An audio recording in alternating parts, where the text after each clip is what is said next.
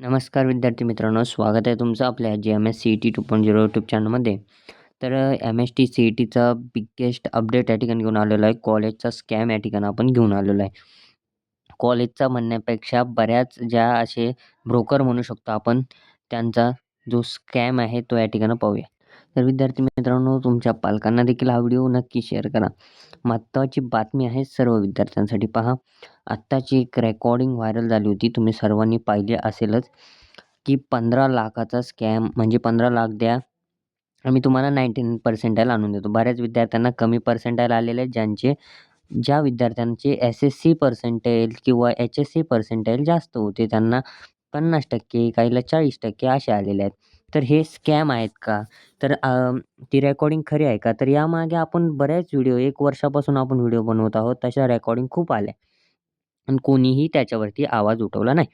पण मागच्या 1 वर्षापासून आपण उठवत होतो, तर काही कुणी लक्ष दिलं नाही. पण ह्यावेळेस जास्त व्हायरल झाल्यामुळे बऱ्याच यूट्यूबरने व्हिडिओ बनवले. आता तुम्ही देखील सपोर्ट करा. तुमच्यासोबत काही स्कॅम घडला असेल तर कमेंट करा. पहा आता म्हणजे CETचा नाही म्हणता येणार, एक सीईटीवर गंभीर आरोप आहे, ठीक आहे.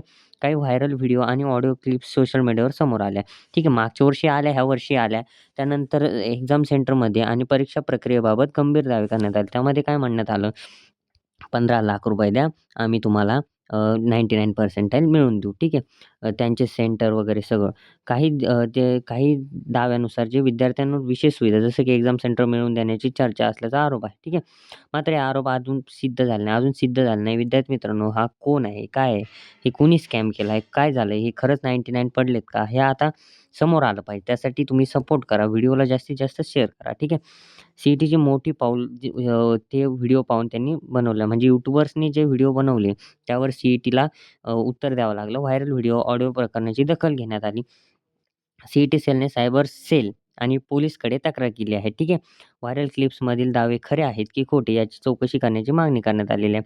त्यामुळे सध्या स्कॅम सिद्ध झाला असे म्हणता येणार नाही. म्हणून स्कॅम सिद्ध होण्यासाठी म्हणजे जर स्कॅम आहे तर कुणी केला हे सगळं माहिती समोर आली पाहिजे.